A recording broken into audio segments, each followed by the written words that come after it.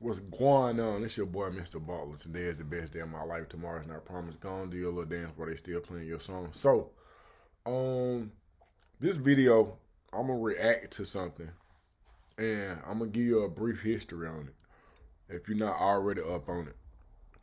So, in the late '80s, early '90s, Luther Campbell, Two Live Crew, Uncle Luke, well respected in the game. He went to court, man. He went to court, was criticized and ridiculed and shunned upon because he was talking explicit in his music. And at the time, like even now to some people, man, it just seemed like, he was fighting for the artist's ability to express themselves or citizens, American citizens to express themselves. Then I just started thinking about it. I just started looking at certain videos, and I'm just like, man, this was detrimental to black people. It's detrimental because at some point in time, the powers that be had deemed his music, man, malice and no good. And they took him to court. And he won in court. And when he won in court, it gave everybody else the right to use the profanity and express themselves freely. So it looked like a win, but from a different perspective, it looked like a loss. It looked like a horrible loss. It looked like genocide. Because now that we've been given the right to say what we like in music, we just killing each other now in our music. And I know there are other elements that play a role in it, but the truth of the matter is that black people kill black people in their music. We talk disrespectful to our black women. We do everything to ourselves. We don't do nothing to no other race, no Hispanics, no whites, no Jews, no animals. We don't do nothing. All we do is subliminally beat up on ourselves and smash on each other all later. Oh, and we sell drugs in our community too. So it's just, I'm confused. But we're going to touch on this. I don't know if I'm going to be able to upload it, but I'm going to try because I don't want to get copyrighted because I just got back monetized. So I'm going to try to go through the powers that be. But I'm going to skip through this real quick, man. And we're going to see. But I'm going to touch on some things that I remember and that the world encountered with Luther Campbell and his fight for freedom of speech. And I'm going to say, because I am not finna come on here and just down talk this brother. But what I do want to say is that there was a time, I remember when Luke came to town. I probably have seen Luke and Two Live Crew a number of times when I was a young teen. And I had not seen anything like it in my life. Let me tell you something. This video is centered around me just being honest, bro. I'm just telling the truth. I'm not exaggerating. It's just a naturalistic observation, and I'm just expressing my opinion. That don't mean I dislike none of these people. That don't mean that these people didn't have a great influence on the way that we came up. Luke is the uncle. But when he came to Atlanta, Luke came to Atlanta on several occasions. I specifically remember one situation where he came to the Omni, bro. This was like my first concert. This was like my first concert. Bro, Luke came to the Omni in Atlanta. I remember I don't know why I remember Run DMC being there. But I had either seen Luke somewhere else. The word was out there. Luke was that show that you wanted to go to, bro. Luke was that one.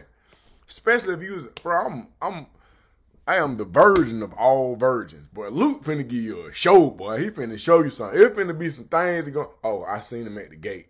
I had seen him that was years later though.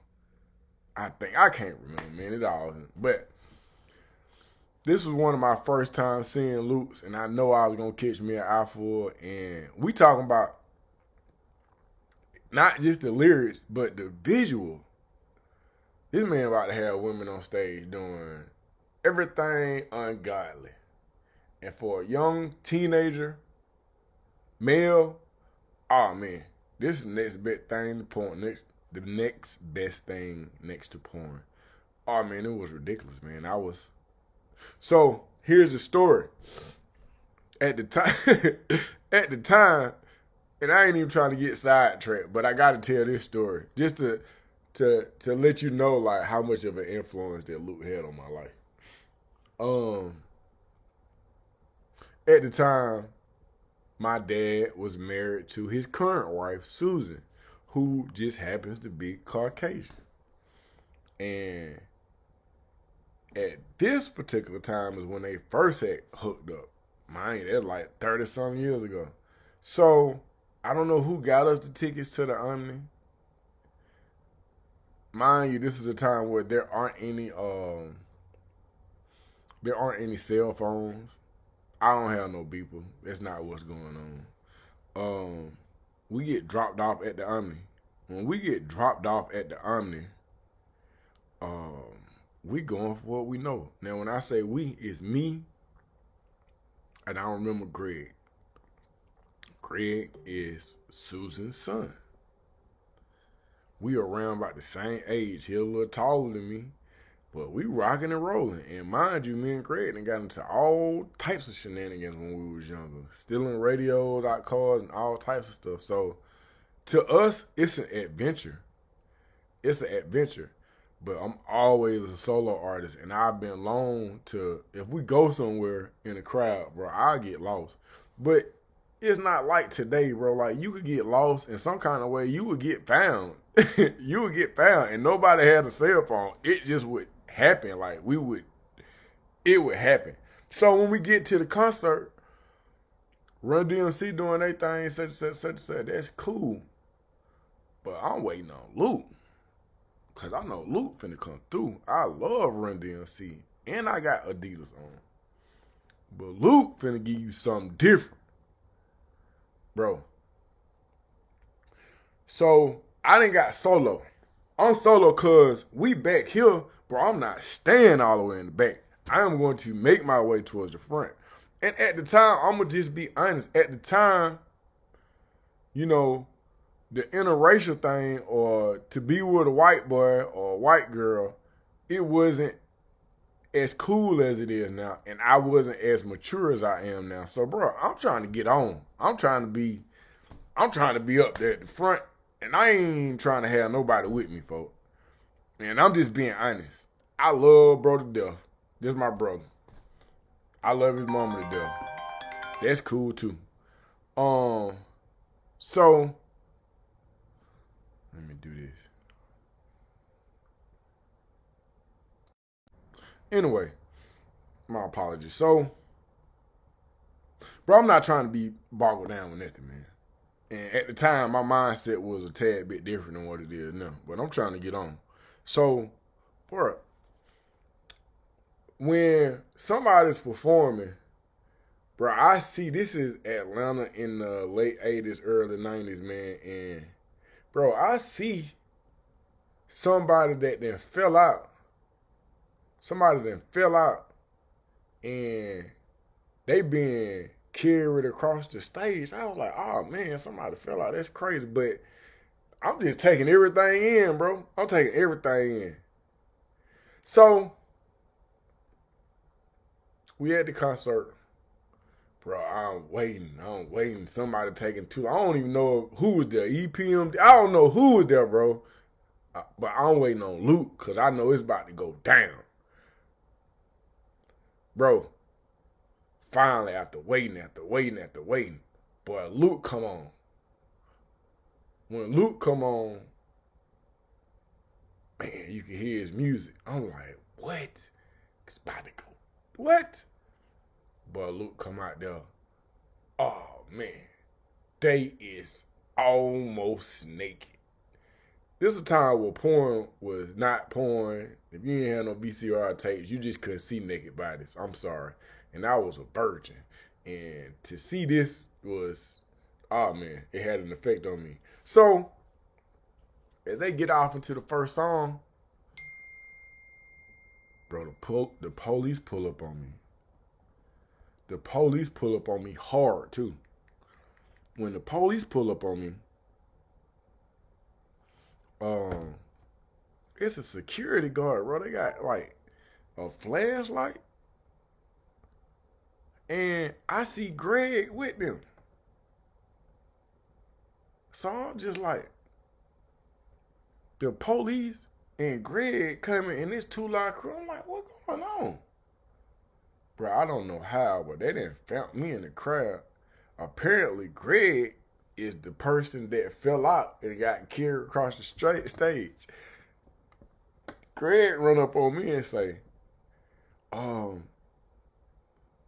passed out. Mom says we have to go. I said, what?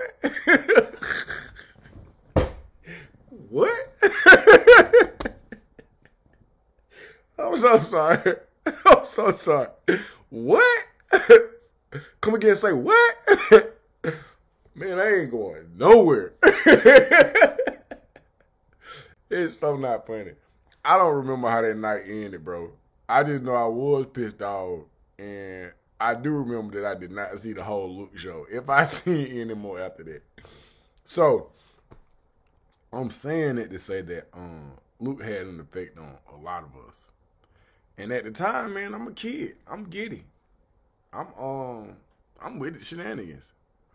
But as a 47-year-old, when I look and I see what's going on, it gets weird. Let's dive into the story, man. Because I didn't talk shit. Bro, we need that right now. Because I ain't blaming Luke for nothing. But all I'm saying is, man, this lady just said a mouthful, bro. She just said a mouthful. Listen, that's all I'm saying. That's all I'm saying. Because, bro, like I said in one of my other videos, bro, I'm delivering moonwalks. And it's to a 7-year-old party. And when I'm delivering the moonwalks, bro, this little girl know all the lyrics to Sexy Red.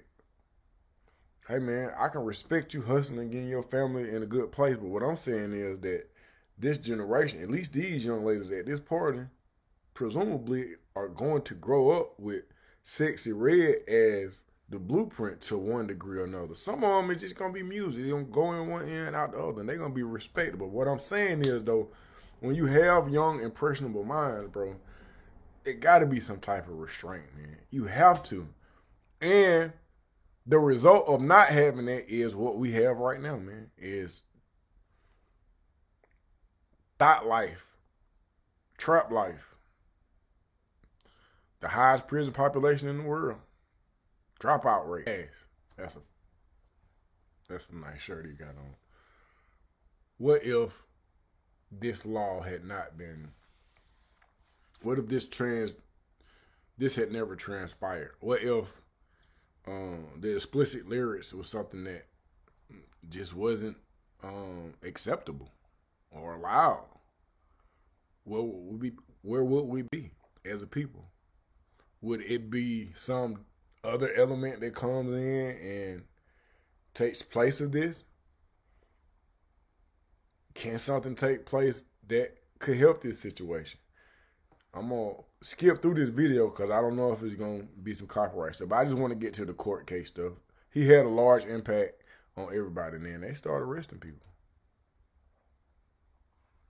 Wow. If I could turn back the hands of time, if I thought it would help my people, I would alter this situation. He went on and then he got sued for a whole bunch of money, but that was a pivotal case in black genocide. I hate to say it like that, but the music that we have today is not helping our black kids. I'm sorry. It's just the truth.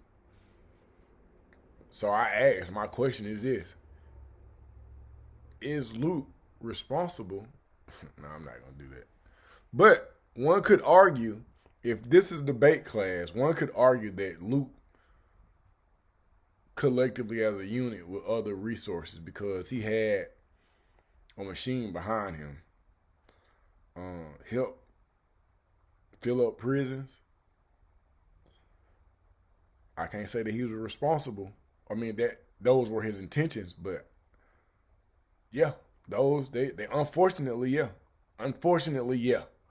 Any attempt or stab at promoting black on black crime on wax as art has contributed to the downfall of black people.